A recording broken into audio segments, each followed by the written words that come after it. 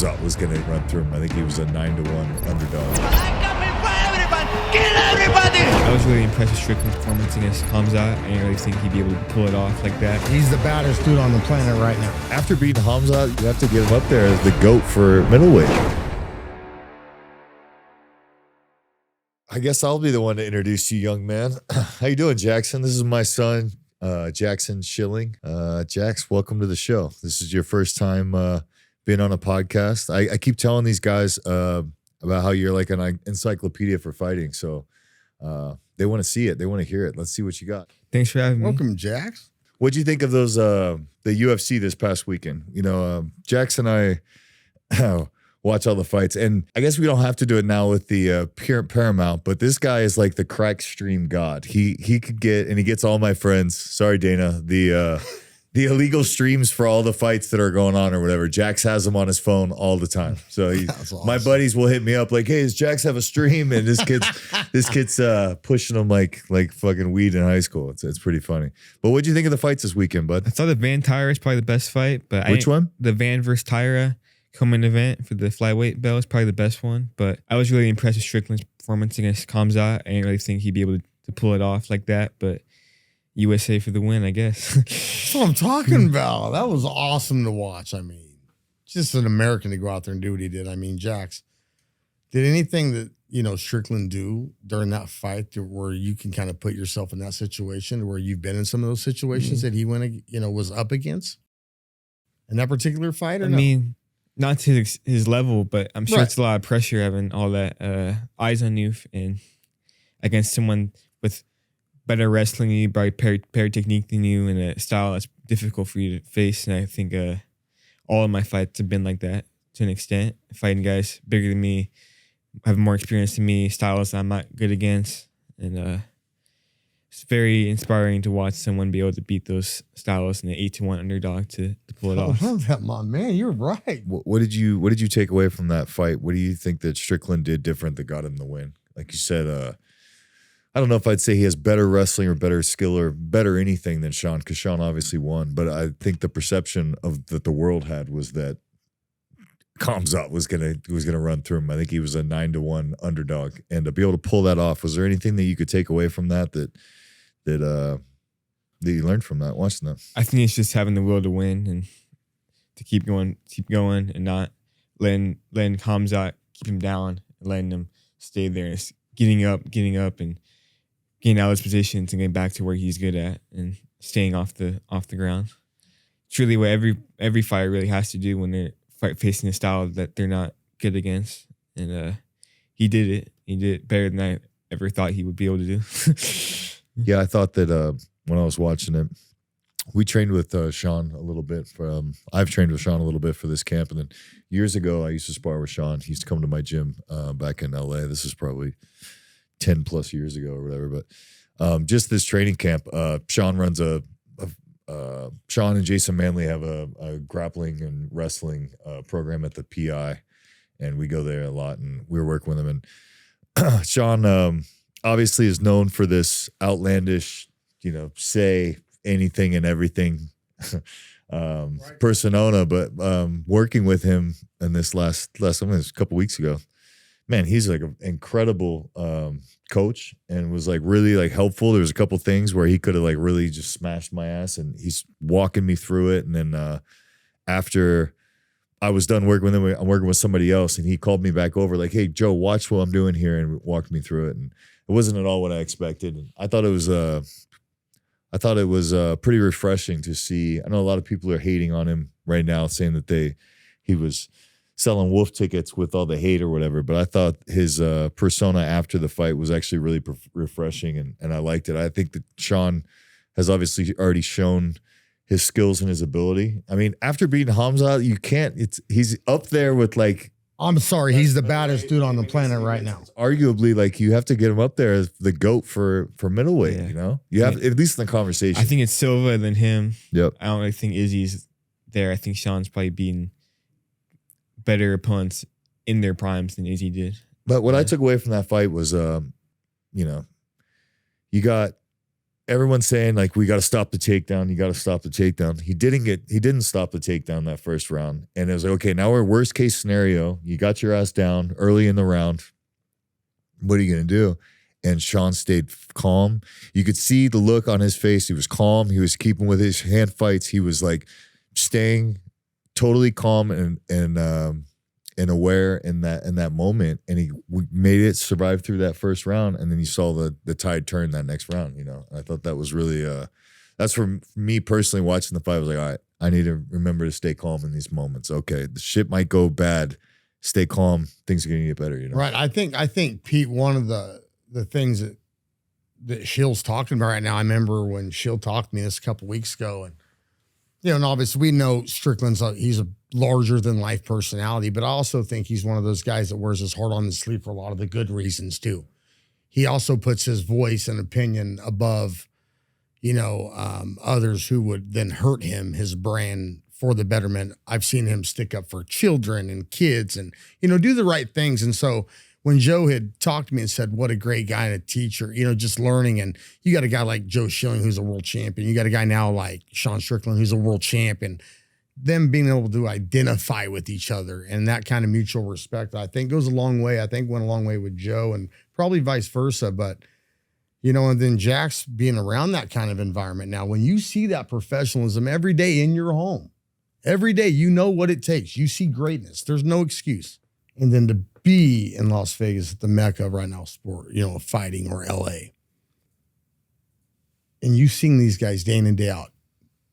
What does that make you just inside that burn? Does it just continue to burn in you every day? I just know I'm supposed to be there. I'm seeing where I'm gonna be, and like it seems so much more attainable than probably most people when they aren't there. It's like most people see these fighters and they see like how good they are, which I do, but at the same time I see all the flaws, see all the stuff that everyone makes beginner mistakes. I've realized that even at a high level, and you can exploit those things, and you can use your style to beat their style, and this shows me that I'm going to be who I want to be. I think you are too, buddy. I believe that in my heart, dude. I do. I mean, just the way you've been since I've known you, it's been about fighting and fighting only. And I don't understand. These are conversations I've had with your father, and as a father, I just can't imagine what your dad goes through watching you do that. But he knows that you know what you're doing, and he has that full trust in you that through your training, through, you know, not only that, but the way he talks about you being his coach. I mean, you're the coach, bro. That's the name, Pete. We got a coach in the house. Coach Shill's up in here, dude. What's it like being my kid, Jack? Definitely makes the fight game a lot more like easier for me to understand. I feel like I've kind of grown up in it, and I've seen all the paths people have taken, and I've kind of desensitized to fighting now. And watching you fight growing up, I mean, I've had this feeling 2 weeks out my entire life, so I'm not even really that nervous anymore because that's just what my life's been forever. And I think my earliest memory was your fights, and it's gonna be ever since I was 2 years old. That's all I wanted to do was fight, and I can see as I'm growing older, I'm becoming the person who I've wanted to be, and you make that easier. It can be that can be difficult too, right? I mean, I think Jackson, what you're saying is true for both ends, right? Like, yeah, like there's no doubt you got Pop in there that's taught you all these wonderful things, but it's like, too, you got some big shoes to fill.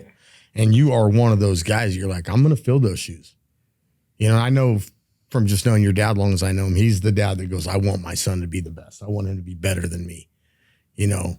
And that's awesome to see your buddy care about his kid as much as he does you. And I know Pete with his boys, me with all my kids, you know, you just want your kids to be better and then follow your path. Yeah, there's like I don't know if it's a meme or where I saw it, but it's so true. It's like your father is the only man that wants to see you do better than him. I love that. I see it all the time. True. The only man on this earth that's ever going to want you to do better than him is your dad. It's so true. It is so true. I read that. I read that for sure. We want our kids to do better than us. And I'd have to say this. How do you do better than world champ? Explain that. Is there another level that I don't know about? Fuck me. Yeah, I could list 100 things I could have done better or done different or I zigged when I should have zagged, and hopefully I can keep that advice to him. He listens to me now because he's 15. He's only got 4 fights under his belt, but when he's 18 and has 35 fights under his belt, and some asshole manager is telling him, get rid of your dad, and we're gonna make that's when we're gonna run into problems. But right now he's listening. So you said your first memory of fighting was what fight? It was a Glory 10 tournament after RM11 win in the ring. When I had you get in and pick up the check? Or yeah. Whatever? That was cool. I had this fight, and I was coming off of like a 1-year layoff. I had been knocked out twice, 2 times in a row. Lost my promotion that I was fighting for. I was in the fucking dumps, and I was fighting for like $5,000 back then. So I thought I was making money, but I was broke. And I lose these 2 fights, made some stupid moves, and we're like, promotion's like, fuck this guy, on to the next one. And I'm like, man, what am I gonna do? And then it's been like a year off, and Glory, this new startup kickboxing promotion, this international promotion, says, we're gonna start doing fights in LA or in the US, and they gave me this opportunity for this tournament. It's a 1-night tournament for like $150,000. So I ended up doing the fight. I'm like a 400-1 underdog, and I had hired this mind coach, Vinny Shorman, who I still work with, by the way. And he'd like hypnotize me and do all kinds of cool shit, but he would hypnotize me and help me overcome some bullshit I had in my mind. And part of that work that he had me do was visualization. And that whole entire training camp, I was visualizing me being in the ring with this, winning the belt, and having my kids in the ring with this giant fucking check for $150,000. Now, his first memory of fighting was in the ring for that check for $150,000. Holy shit. What were you, like 3 years old? That's insane.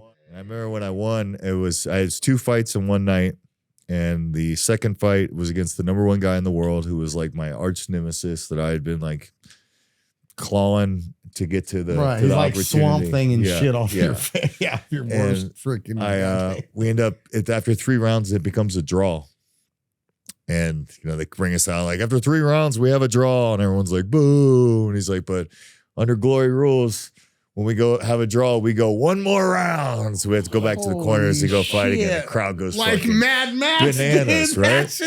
What is this, a movie?